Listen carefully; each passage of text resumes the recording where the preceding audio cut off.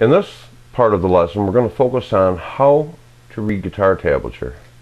And that's one thing I've noticed about a lot of the other methods that are offered. They'll send tablature, but they don't really teach anyone how to read it.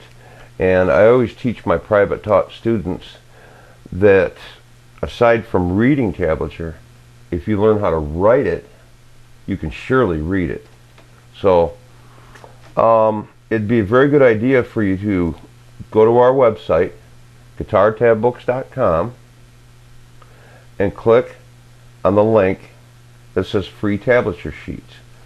We provided those for students who want to print their own tablature and practice writing it as well.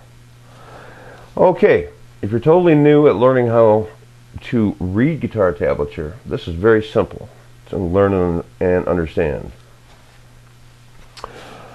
As I look at the tablature in front of me on my desktop, or as you were to look at it, it's actually almost backwards, I would have to say. And I'll explain that further in just a moment. But for right now, just so that you can get the basics, when you're looking at a sheet of guitar tablature, here's how it works.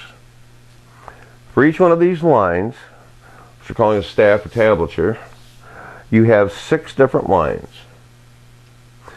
Each line represents a string on the guitar. And it starts like this. The smallest string is represented by the line on top,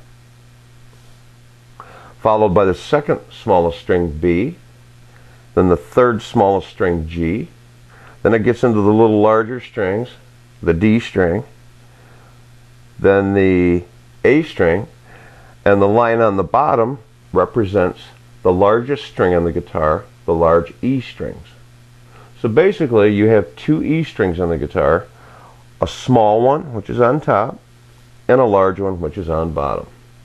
So the way I teach students is this. Let's just do it the old-fashioned way. Lines equal strings. Easy enough.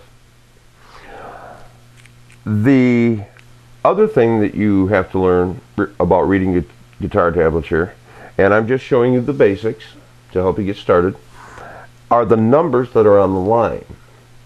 For an example, if I write the number 3 on the smallest string here,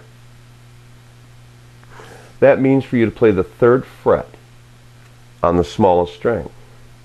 If I write the number 5, that means for you to play the 5th fret, the note on the 5th fret of the smallest E string.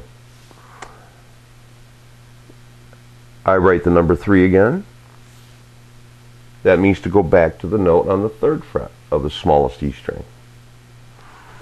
Now when you see a 0, that indicates that you play no frets. The string is played open, so there's no fingerings involved. I'll demonstrate this to you on the guitar. What you're playing is the 3rd fret, 5th fret, 3rd fret, and then the open string on the smallest string of the guitar. Just like this.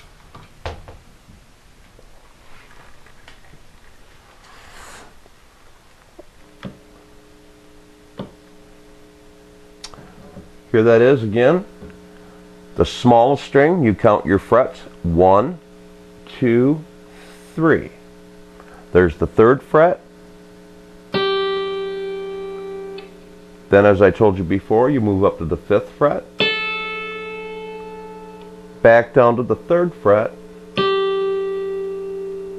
and then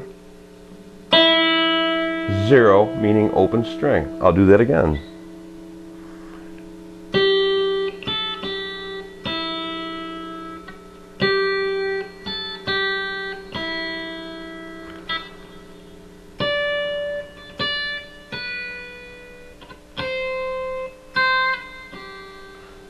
Bet you can guess what that song was.